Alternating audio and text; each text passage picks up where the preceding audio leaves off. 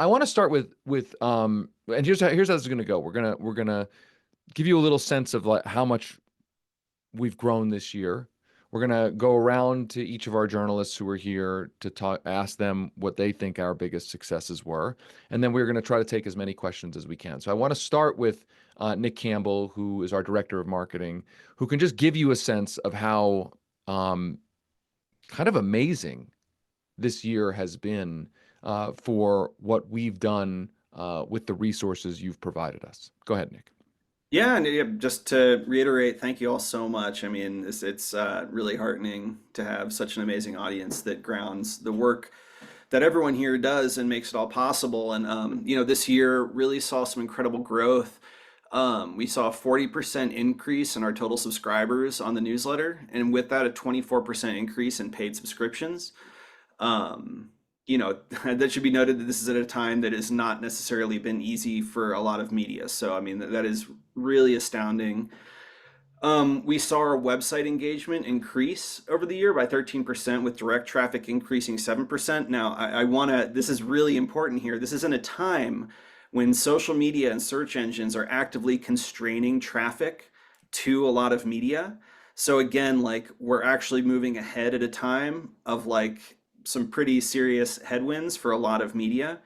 And so that's incredible. That's yeah, and that was one of the areas of sort of like weakest growth was like web traffic, but we still even grew there in some really important ways despite, these sort of systemic constraints.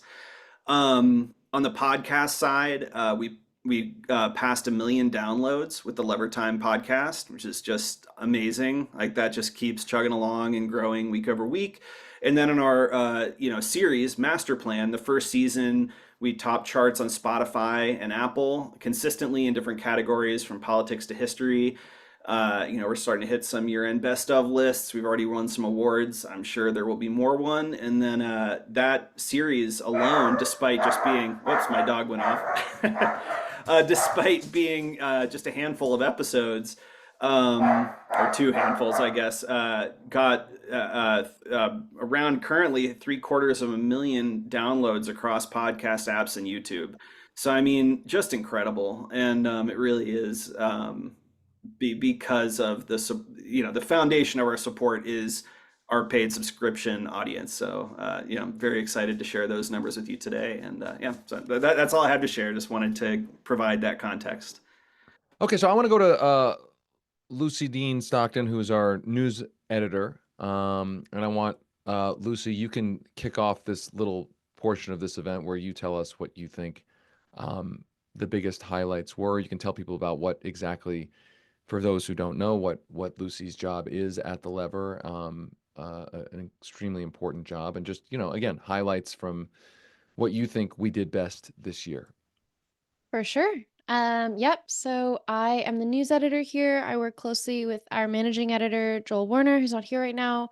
I touch in some way every story that you read, from structural edits to reporting, to copy editing and fact checking and emailing it to you. So I'm actually very lucky to be a part of all the stories that we do and to shape the coverage that you see. If you don't like it, that's my fault, actually. Um, but yeah, it's honestly been an amazing year for the Lever. I've been here for just a year and a half, so not that long in the Lever's life cycle, but it has been just a massive, massive year. We've grown so much in all of the numbers that count, but also our newsroom has grown, and we've taken on so many big projects. I mean, we really, really focused on our breaking news coverage. So whenever the biggest news broke in 2024, we were there applying a Lever angle. That means that while corporate media was like repeating many of the same talking points or just covering the day of details, we went a step further, followed the money, asked the hard questions, exposing the corporate interests and the corrupt politicians responsible for putting people in danger. That was everything from chemical disasters to plane pieces falling out of the sky. It's also been a huge year for Lever Time, as Nick nodded to. And I think another thing that I'm really proud of is the impact that many of our stories had.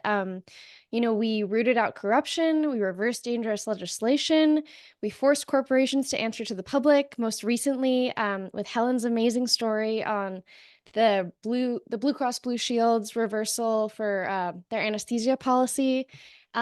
We basically revealed it, and then within a week, they announced that they were reversing their policy. It's very rare to see such immediate impact, but I think we're really lucky because we hit things quickly. We have a really narrow and rigorous focus and purview, and then we just keep going at it. I'm really, really glad to have had a part in all of this. I think another major success this year was Master Plan, which honestly, the person who could really speak to that is David. Thank you, Lucy. Yeah. Okay, so we're going to go to our reporters. I want to start with, let's start with Katya. You can just give us your highlights of the year. They can be your stories, maybe your favorite stories that you reported, which stories you thought were, I mean, they're all important, but which you thought were the most important. We can do that for each of our reporters who are here. Sure. Yeah, nice to meet you all. I started here at The Lever coming up about a year ago now, last January as a reporter.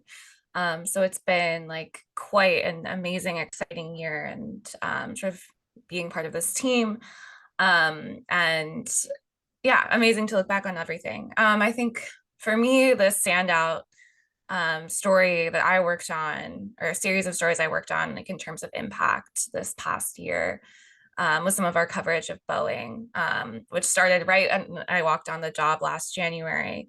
It was, when there was the Alaska Airlines incident, door panel blew out of the sky, like Lucy referenced. There was obviously all this national attention, but we were able to get right into the court documents, start calling sources, start talking about Boeing's lobbying, and really break stories on that beat. And I think it really gave us a lot of momentum for continued coverage of not just Boeing, but other airlines and other parts of the industry. We later on that year revealed how airlines were, sort of sneakily fighting to get a provision into a bill to rescind a new automatic refund rule. When we reported that, there was able to be a fix. And so yeah, I think that coverage was a huge highlight to me and really showed me that despite how small the Levers team is, like we are, nimble enough and quick enough and, asking the right questions, and we're able to create some real impact with our work. Thanks. Okay, Helen, you're up. Yeah, hi everyone. Thank you so much for joining our event. As Lucy mentioned, one of the stories that I feel like really shows the direct impact of our breaking news was the one I recently covered on how Anthem Blue Cross Blue Shield sort of slyly put this anesthesia policy into their insurance coverage across 3 states. And that policy said that they would no longer be covering full anesthesia coverage throughout a surgery or procedure if that surgery or procedure went above a really arbitrary time limit. So just another example of a big health insurance giant trying to slowly not cover, or not so slowly not cover the things that they should be covering.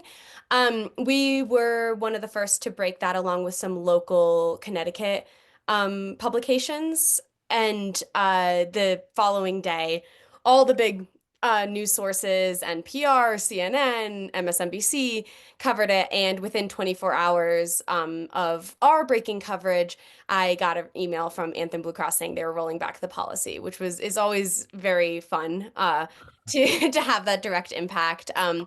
So yeah, it really just goes to show exactly what Katja was saying, how even though we're a small team, we're extremely nimble, we're really, really fast, and we're finding those angles that some of the legacy papers are missing. And I think that story was a good example of that. So. Okay, and Amos Barshed. Amos, go ahead. Hey, how's it going, everyone? So my title is Senior Enterprise Reporter, which means I write features I take some time to dive into a topic and try to find kind of a human story that illuminates issues, everything from housing crisis to, a push from ranked choice voting reform from a kind of an oligarchy guy. Yeah, first of all, let me say I second everything that the reporting team has said so far. These guys work so fast and are so nimble, and it's impressive to see every day. Meanwhile, I take my time. But some of the stuff I've dived into, yeah, it's been I've gotten to see how private equity affects bowling, and how it also kind of has worked its way into minor league baseball. Some of the housing crisis stuff. Yeah, just kind of been all over the place. But the one piece that I did want to bring up specifically was a piece we did on APAC, kind of in the wake of October 7th and the assault on Gaza, and we were basically able to see the ways in which APAC, which is the pro-Israel lobby, had been able to kind of raise funds off the back of the U.S. ongoing support for Israel, and even some of the down to the talking points, the way they were talking about the war, and in ways that encourage everyone to go read the piece. I wouldn't want to misquote anything now live, but in ways that maybe were removed from objective facts. But yeah, it's always just great to kind of second what Helen and other folks have said, to be able to shed light on something that just isn't out there. To be able to uncover something through our reporting. Thanks. Thank you. Thanks to everybody for that overview. I think we can go to some audience questions now. There's a lot of healthcare questions, so I want to summarize those. This question came in. Here's a good one. How can we keep the momentum that exploded in the aftermath of the United Healthcare CEO's murder from being crushed by corporate-owned media? I guess I'll start with that. I think that's a really good question. In that we've already gone through the cycles of there's been a couple cycles here. Oh, I'm sorry, Freddie. Before we get to that question, I didn't realize Freddie was here. Hey, how's it Freddie, I didn't mean to going? pass you over. Sorry, I No, didn't no, it's realize all Freddie was good. here. All good. Before No we get to the worries. healthcare question, Freddie, your highlights from the year. My bad. Yeah, yeah. My highlights, I always loved like the breaking news stories that we did. They're like a fun collaborative effort in the newsroom. We all just kind of like scramble with like our chickens with their heads cut off, and just work quickly to get this thing going. And it's always like such a fun experience. The Boeing reporting we did was, in my opinion, some of the most impactful that we've had over the past year. Everything from like Katya's initial like breaking story about Boeing, breaching its deferred prosecution agreement, to I did this deep dive into Boeing's self-inspection program, and how they're essentially able to just inspect their own planes and sign off on it, and the government was just like, yeah, sure, good to go, Boeing, no problem. I've also had a lot of like fruitful cryptocurrency reporting this past year. We wrote about how the crypto industry pushed, like, I think it was like more like a little over the $250 million to help influence the election, and they got 270 people elected to the House of Representatives. And so a lot of these more alarming crypto industry bills are likely going to be passed in the next coming years. And I'm really happy and proud that the lever here, supported by you guys here in the audience, have been at some of the forefront of some of the more critical reporting on cryptocurrencies. Because even in like crypto is such a weird space to report in, because there's a ton of like industry funded outlets that just have glowing praise of crypto and how it can never go wrong and everything else, and some of that trickles into the mainstream press. And so it's great to be able to highlight the downside and the human impact of this very nascent new industry that does not like government regulation in the slightest. So that's been some of my favorite reporting to do this year. My prediction is that the crypto stuff is going to get even bigger and more important in the next Mhm. few months and year here.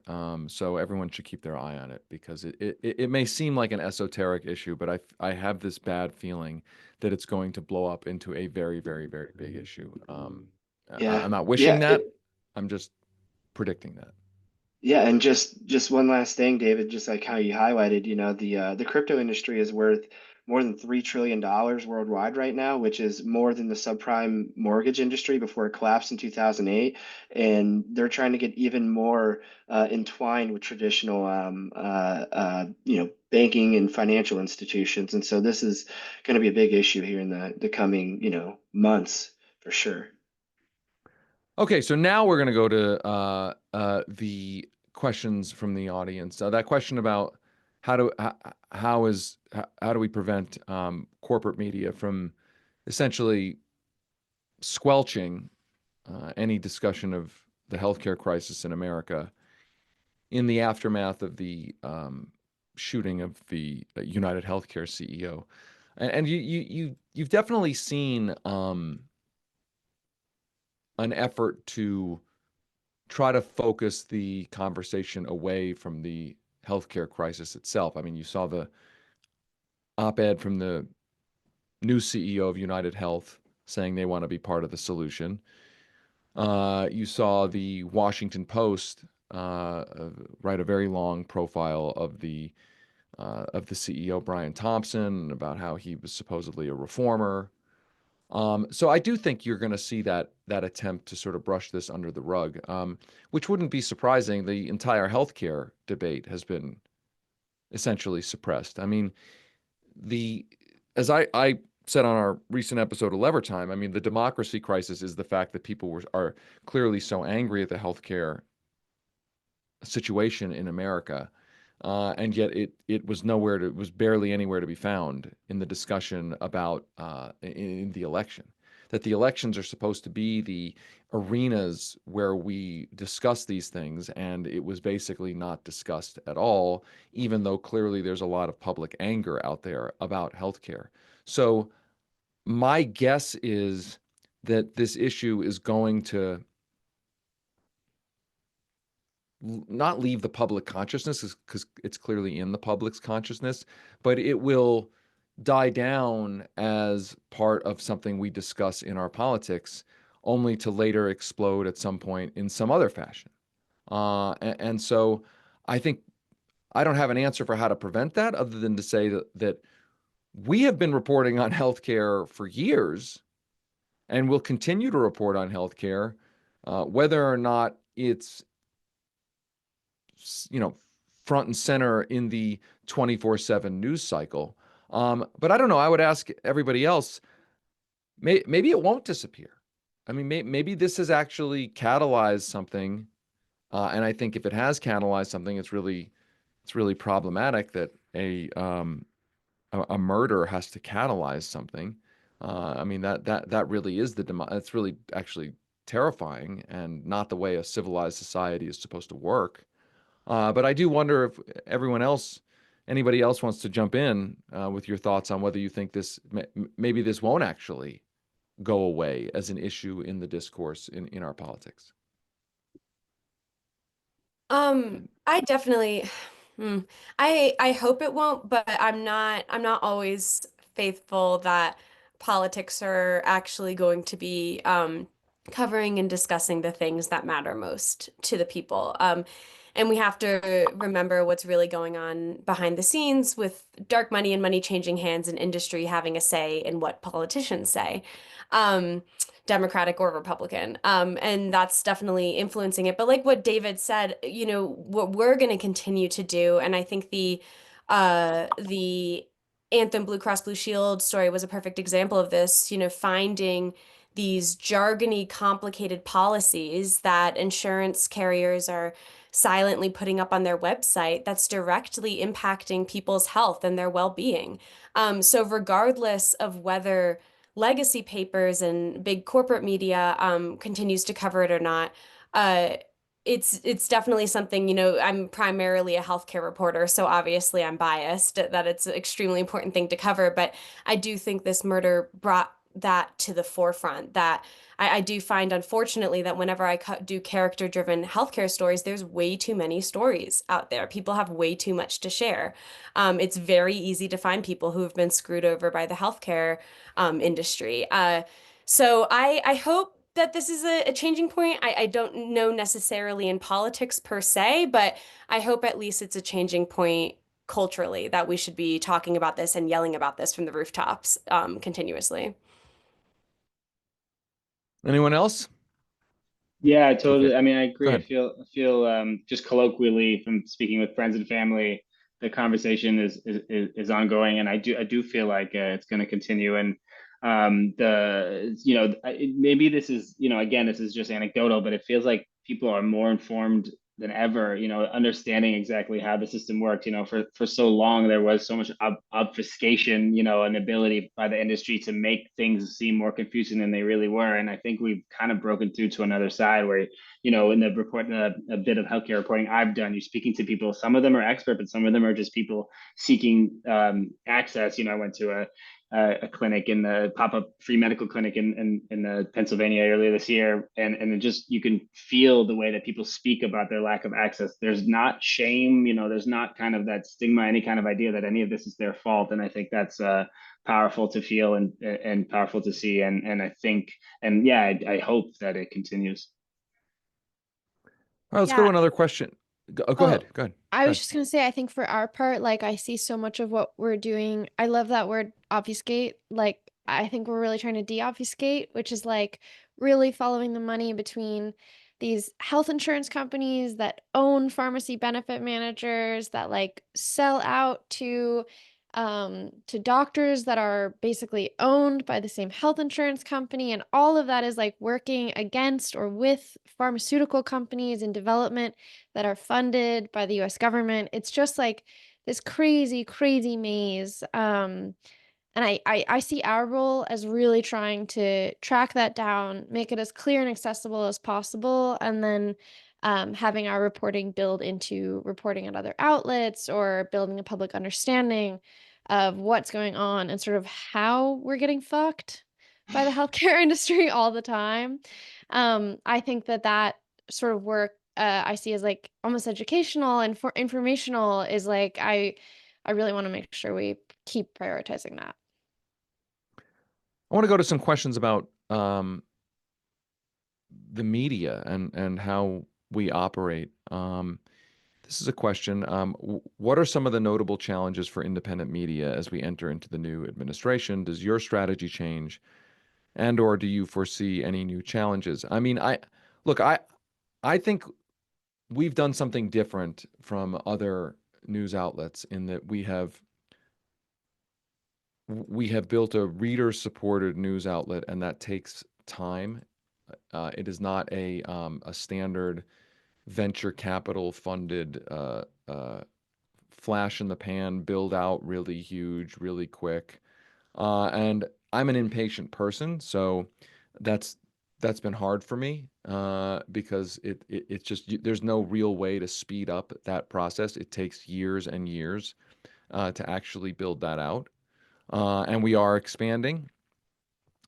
And so I don't see the upcoming era as essentially threatening to the kind of organization that we've built structurally. I do see threats to the free press, obviously, most acutely, really, with Donald Trump's lawsuits, and not just Donald Trump, but billionaires' lawsuits to try to shut the media up. We reported on that a little while back about the billionaire in Texas who tried to sue Beto O'Rourke for mentioning corruption and money in politics. So there's a much larger story here than even beyond Donald Trump's lawsuits that I hope everyone's heard about. The ABC lawsuit, the lawsuit that he's suing the pollster in Iowa. I think Donald Trump has unleashed or accelerated this trend of lawfare against media outlets. And I think that is a very real threat to every media outlet, and it's certainly a threat to our media outlet. On mundane stuff, like when we do a story, how much when we always do fact checking and the legal review, and but we're not going to be deterred from doing stories. But there's certainly the risk calculus goes up significantly. And to be clear, as a small media outlet, one giant lawsuit can crush us. I mean, that's just, I don't think I'm saying anything that's super controversial in just admitting that's just a mathematical truth that one giant lawsuit can significantly harm a small to medium-sized news outlet. Like, we're not ABC News. We don't have $15 million just ready to pay out to Donald Trump at the threat of a lawsuit, right? So yeah, it is pretty terrifying. I would ask the panel to chime in on anything you think about the Trump administration, doing reporting during the Trump administration, the lawsuits that have come. Anything on that topic? Yeah, one thing Well, I've seen, being at a independent outlet is, so on some of these more like breaking news stories, like, we reach out for comment for, the target of whoever we're writing about, and they don't feel any need to get back to us. And then the story publishes, and all of a sudden it's extremely critical of them, and it's starting, take off across social media. You guys are reading it, you're sending it to your friends, the emails, whatever, and then all of a sudden they decide to get back to us. So which is annoying and frustrating, but also kind of vindicating. That they're like, oh shoot, like maybe we should respond to these guys. So that's pretty nice. But also, like one thing. I ran up against, and this is actually something David has written about for years, is press access to the U.S. Capitol. Like being an independent outlet, like it's kind of like, shockingly annoying to try to get press credentials to go to the US Capitol. So I know the Trump administration has talked about changing press access. So that could, potentially be a good positive aspect of the Trump administration and the coming years of getting credentialed to go to these these high places. But that's definitely been an annoying challenge. Yeah, I would second that. I think that, that lack of inside access, and sort of the way that, these powerful institutions are so used to brushing aside independent media, can be a challenge, but also, I think that there is a lot that being independent really gives to us in our work. And, I can definitely speak to that as someone who has worked at other news outlets where, quantity over quality, focus heavily on traffic is what drives stories as opposed to the underlying facts. And so being here, where, we're truly, supported by people who want to see the work that we're doing, and there's not those big corporate pressures, is absolutely huge. So yeah, I wanted to chime in and highlight that too. Here's a question from Holly asking about what we expect our focal points to be in the coming year. I'll start by saying there's going to be a lot of Trump administration news about what the Trump administration is actually doing. I think what we will try to do is focus on telling you what's happening, things that are happening that other media outlets won't report, don't really care about reporting. I think we'll focus on the real world impact of what the Trump administration is actually trying to do. I think we hear a lot about what the controversial things the administration's any administration is trying to do. Oftentimes, you don't really get a clear picture of the real world effects of that. So we will focus on that. More specifically, I think I think we're going to try to further expand our audio offerings. So our podcasts have been really popular, really successful. People seem to be really responding to that. And I would say if you don't listen to podcasts, you'll notice that we provide written article accompaniments to our podcast. So I encourage you to read that. I think that I frankly do think we're in an era now where more and more people appreciate a well-produced audio rendition of a story, in part because, the unique thing about an audio story, or reporting in audio format, is that you can listen to it, you can consume it while doing something else. I mean, I listen to lots of podcasts mainly because I walk my dog a lot, or I'm doing the dishes, or I'm doing things that, as somebody with two kids, has to do, things. I mean, I'm not listening to them when I'm hanging out with them, but my point is that, like, there's a lot of chores to be done. Raking the leaves. That's a good one. Maybe I should do a whole article on, like, when you should listen to podcasts, like dishwashing, raking the leaves, walking the dog's a really good one. Going to get Working out. groceries. What's Folding that? clothes. Buying groceries, totally. Like, Yeah. absolutely. Yeah, yeah. So if you're not regularly listening to our podcast, please do, because there's a lot of really amazing a lot of the amazing reporting that we're doing ends up there in a different format. So if you're like, oh, I don't want to read this, but I want to listen to it. It's typically it's there. Um, so that's a general overview of, I think, some of the things we're going to be doing in the coming year. But anybody else can chime in about what you're looking forward to working on in the coming year. On the editorial side, I think we are trying to experiment with serializing our articles, coming up with like new and creative ways to get them in emails to you that are super engaging. Um, we want to really keep building out our newsletter.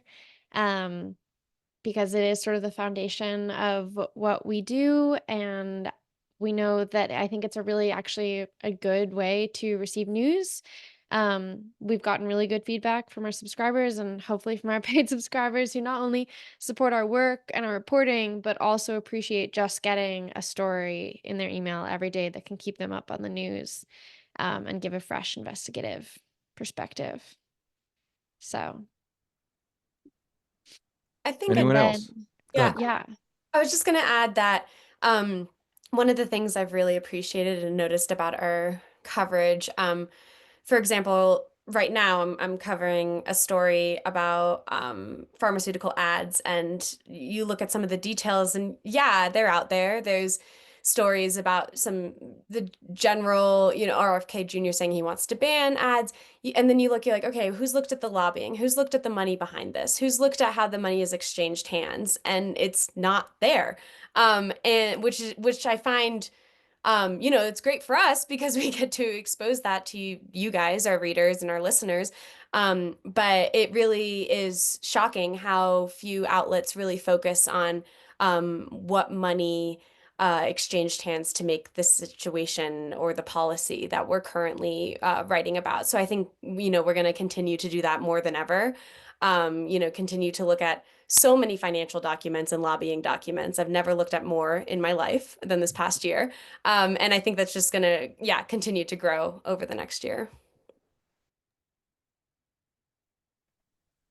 Yeah, I'm really excited to keep reporting on the Supreme Court. There's going to be, really interesting on, what comes down from them, as well as the Department of Defense. There's, kind of like this new age Silicon Valley right that's like rising, with deep ties to the current Trump administration in particular, JD Vance and Elon Musk, even with like Peter Thiel. So that's definitely going to be a focal point of mine. And I should mention, we are planning a new season of Master Plan. We are trying to see how we can fund it. It was a huge endeavor. If you liked Master Plan, I hope you recognize how much work went into that. And everyone on here is already a paying subscriber, but I should mention, if you particularly like specific things, if you particularly want to pitch in a little bit more to help us do those things, like, you can always make a one-time donation through our website. Those are a huge help. Obviously, you are already a paying subscriber, so you are already pitching in. But it is only to say that if you ever feel inspired to do more, like please do. That's where the resources go. They go directly into the reporting that we're talking about here. And yeah, and master plan really did make a really big impact for us in a way that went beyond actually expectations. I mean, but right before master plan came out, I was actually very worried that we had spent all this time and all these resources to do it, and that 10 people were going to listen, and a lot more than 10 people ended up listening. So those are the kinds of things we want to keep expanding as well. Let's go to some other questions here. I'm looking here at all these questions coming in. By the way, I'm trying to summarize these and kind of put them all together. Let's see. There's a lot of questions about Elon Musk, the Department of Government Efficiency, et cetera, the potential government shutdown. I don't think there's not really a question in all this. There's just a sort of a primal scream of fear and rage at this. I would say on all that, I mean, it's a good segue for master plan. Like, it's almost as if it's all part of a master plan, right? It's almost as if this is the culmination of a 50-year plot to have billionaires buy everything and own the government and do whatever they want. I mean, we are living through the culmination of the master plan. And I think for media outlets, the challenge is to first and foremost identify the real world impacts of what they're proposing. I mean, there's a tweetable talking point. Oh, we're going to cut this government department or that government department, right? I mean, if you're a masochist and you follow Vivek Ramaswamy or Elon Musk, their pithy tweetable quotes about what they're going to do, they sound, I guess, glib, but these things have a real world impact. So for our responsibility, what we need to be doing is we need to be really sussing out what they're actually talking about. Because when you say, I want to get rid of all these, Vivek Ramaswamy's thing is, we're going to get rid of all the programs that are funded through unauthorized programs. We're going to get rid of all the spending in unauthorized programs or all the unauthorized spending. At one level, that sounds, oh, great. That sounds smart. Why are we spending on things that are unauthorized? At another level, authorization is sort of a technical in Congress. I used to work on the Appropriations Committee. It's sort of a technical term. It does, and when you actually look at the list of programs that are funded but unauthorized, I put that in quotes.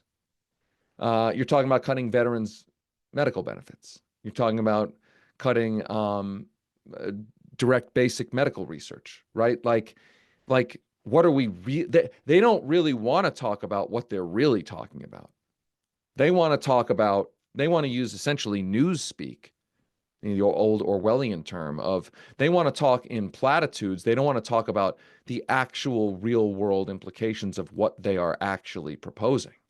And I think our job is to make clear what they are actually talking about. That is a huge thing for us in the coming year. I'll open it up to the panel here. Just any thoughts you have on reporting on not just Trump, but the billionaires, whether it's Elon Musk or Jeff Bezos, or whoever who are trying to get close to Trump now, where you think the most fruitful and important areas of reporting are going to be. I always think, which is like, our bread and butter. It's like where their companies are issuing like comment letters to regulators. They may be saying one thing, in public about how, certain regulation may affect their company, or, they may just be lying or pushing total bullshit when say it's not going to be affecting them at all. But you get to the nitty gritty of like, what are they spending dollars on? Like, who are they lobbying?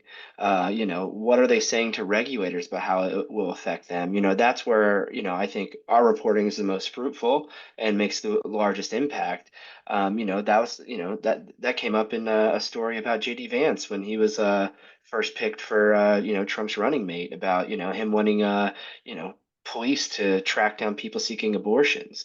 This is where, the billionaires, the tycoons, the robber barons, this is where they're really, saying what's on their bottom line, like how is this going to affect their business? And so, we're going to keep obviously going after that, till the cows come home, as they say. Yeah, I think too, an important piece of the story is, the courts, the Supreme Court, the federal judiciary. I think you can look just at Elon Musk and see that, how he, has flouted these laws in Delaware, is trying to flee that for a new legal system, pushing to get it to one that caters to him. In Texas, you can look at sort of the decisions that came down this year from the Supreme Court, which we were often the first to write about. A case that literally legalized bribery under this particular federal statute by public officials. And so I think that will be, for me, a big focus, like thinking about, billionaires' control of the government is, in fact, they're able to do that through an increasingly permissive federal judiciary and legal system. Yeah, And specifically looking at all of the cases that are about to disappear, like as much as the regulation that's coming, looking at like Pam Bondi and her literal familial ties to Elon Musk, um, just like they're, sorry, what I meant to say is Elon Musk's companies are in hot water with a number of different agencies for things like labor violations, securities fraud. He is deeply entwined with the government already, in the number of contracts that he gets and also the punishment that he's facing. And I think it will be very telling to see what suddenly vanishes, because he has tipped the hat. And I was just going to add quickly, for me, I did a piece earlier this year on this guy, Kent Theory, who made a bunch of money in dialysis and has kind of a sordid past, and specifically the way he was trying to rewrite election reform, election law in Colorado. And it just kind of reminded me, obviously Musk is and should and will continue to be a huge focus, but unfortunately, there's no shortage of rich guys trying to do all kinds of stuff. So I think we're out there trying to like keep an eye on them and the ways they're rewriting law in there. Sometimes it's not even most of the time for financial gain, but sometimes to fit their whims, and so there's just so much out there, which is good and bad. Bad for people, good for us as a media outlet. There's just never a shortage of rich guys to track. Yeah, and it sucks that I find Elon so offensive. He's so offensive to me. And so many of them I'm just offended by. But really, I think that they're beyond Elon, who's taking up a lot of space. There are so many. There's like 2,700 billionaires in the world, and then there are many, many, many other millionaires, CEOs, and their entire legal army working for them. So I think tracking that will continue to be a focus. Yeah, I mean, I think one concern I have is that there's a lot of bad news out there. There's a lot of disturbing news out there. There's a lot of, and I think some people have asked in the questions about so-called solutions-oriented journalism. I mean, I'll just be frank about that to people who've asked about that. I'm torn on that. I think you say you want solutions-oriented journalism, but I'm not sure you actually do want solutions-oriented journalism. I'm not really actually sure people want that. And I'm not, I could be wrong, but what I'm getting at is one person's set of solutions is another person's set of problems. I mean, Elon Musk thinks he's solving things. I think he genuinely thinks he's solving things. I mean, I'm not saying he's an honest, good person whose agenda I support, but I think he tells himself that he's trying to solve things. And I would say this, I don't, there's a lot of folks in the chat here who, why don't you guys support this? Why don't you support that? I don't think it's my role or our role to tell you what to support? That's on you. It's on us to tell you what's actually happening. It's on us to tell our readers who is wielding power. It's on us to tell the audience this is the money being spent. These are the actual forces at play. But it's actually not really on us to tell you what to do with that information. And I frankly find media that does that annoying. I find it like, there's this whole idea in media. I think the best journalism is the journalism that shows you and doesn't tell you, right? That the most powerful reporting is reporting that shows you a reality rather than telling you about a reality or telling you what to do. Right? I think a lot of people want to tell you what to do because telling you what to do is cheap and easy. You turn on your TV right now. Everyone on cable news is telling you what they think should happen, is telling you what's going on because it costs almost nothing to to have an opinion, right? Opinions are like assholes. Everyone's got one, right? Isn't that the old saying, right? The actual reporting of what is actually going on is a lot more expensive. It's a lot more time consuming. It's a lot more difficult, which is why fewer and fewer places want to actually do it. So I guess that's my point here is that our job is to do the hard part. What you want to do with that information is really on you. Because I see folks in the chat, oh, why isn't Sirota supporting this or that? How do you know I don't support this or that? Like, you'll notice that my writing, my reporting, I'm not taking it personally, but my writing and reporting is trying to explain what's and show what's happening. And it's a lot less about what you should do with that information. We're living in like an information miasma here where it's actually hard to know what is actually happening. I mean, think about what's gone on with this drone story, right? Like, people think they're seeing drones, but and at first I was like, oh my God, there's drones. There's like a UFO attack. Like what is it? Like, I bought in, and then I was like, wait a minute, it's like mostly planes, or maybe it's not mostly planes. Maybe it is I think actually figuring out, stop telling me what it is, start showing what it is. Like, I'm not interested in what you think it is. I'm interested in what it is. And if it's nothing, like, I want to know that. And so I think our reporting, if you look at our reporting through that prism, I think that's the through line in most of our reporting. I mean, there's a money through line, there's money and power, but there's also like, we're showing you what's happening. We're doing a lot less telling you what to do about it, because in a democracy, that's on you. And I feel okay about that. I feel comfortable with that. I've been in jobs, by the way, where the job is to tell you. Like, I worked for Bernie Sanders. I worked for his campaign. Part of our job is to show you what's going on. Part of our job is to like tell you, hey, vote for Bernie, right? But that's not this job. That's not this work. And so but I will say all that to say, I do worry about showing so much hard reality to look at. Like, it's hard to look at it.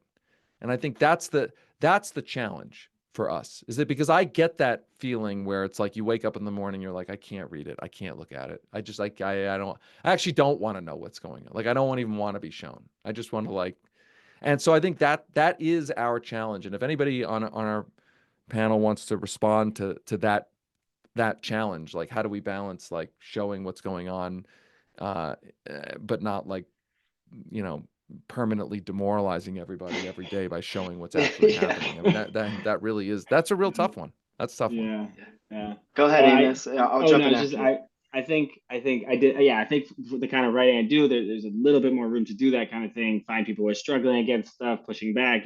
They're not really successful necessarily, but they're trying. And then I did do a piece about manufactured housing residents who were bonding together to buy their own homes to kind of preempt private equity from doing it and raising rents. And I think multiple people, maybe even like Lucy, who edited the story, I think it said something to the effect of, "Oh, I kept waiting for the bad part. I kept waiting for, the sad ending. It just wasn't, it just didn't happen to be in that particular story." So it's just, I totally understand, and I totally, we are writing about the truth, the objective truth, and it's not a ton of happy stories. I swear someone once said this to me. A family member, I think, was like, why doesn't the media ever write a story about, oh, the plane landed safely? That's not a news story. It's just a basic misunderstanding of what the media and what news is. But I do think this conversation is so great, because I think it's so nice to be able to talk to people directly and try to explain why we make the choices we make, and the objectivity that we are. We're not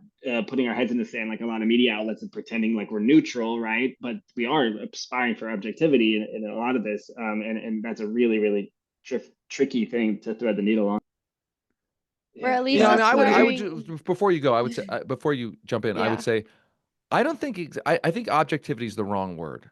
I don't think we're striving for objectivity, because I don't think objectivity exists. The moment you choose to report a story and not report another story, that's a subjective decision. I think we're striving for accuracy and fairness and precision in what we're telling you actually is going on. In other words, not just accuracy, but like a deeper level of precision.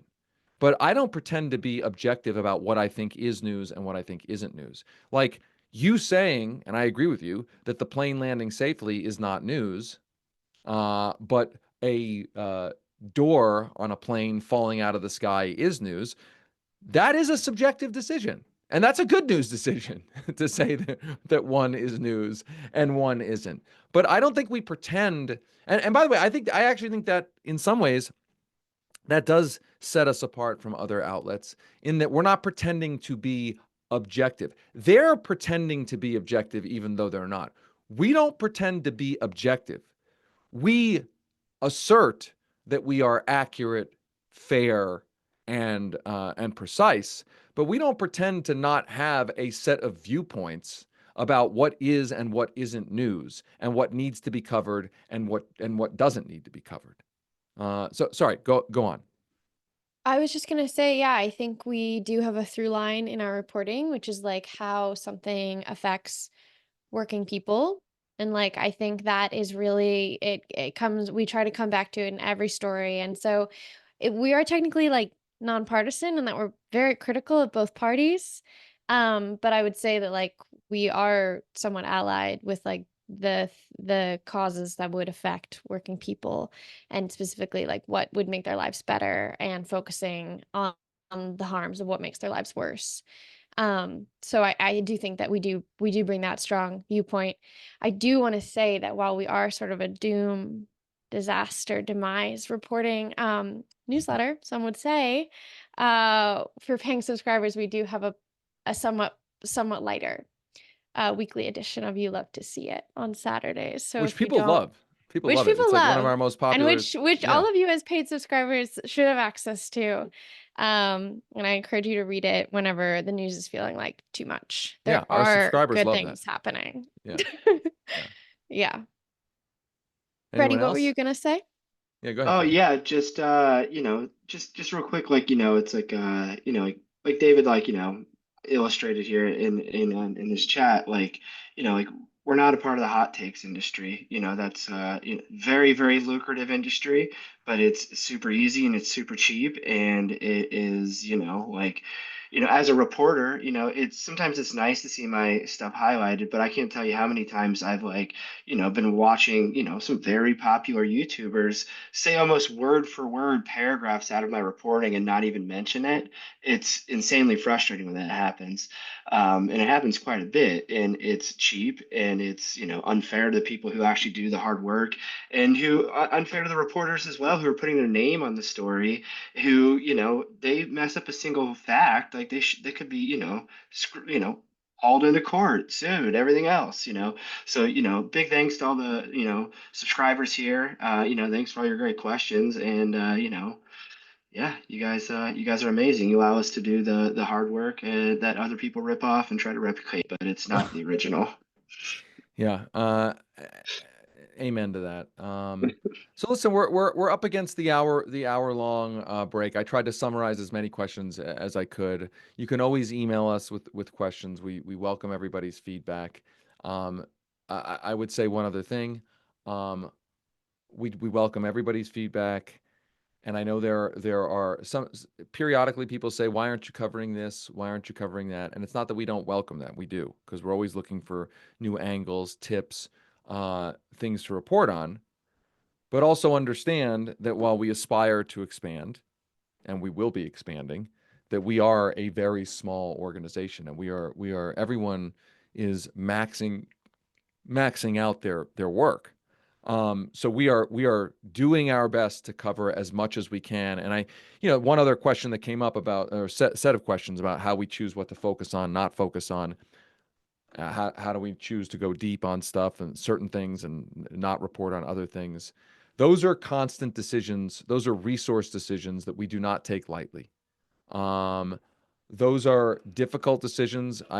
They are entirely subjective decisions. There's much more art than science.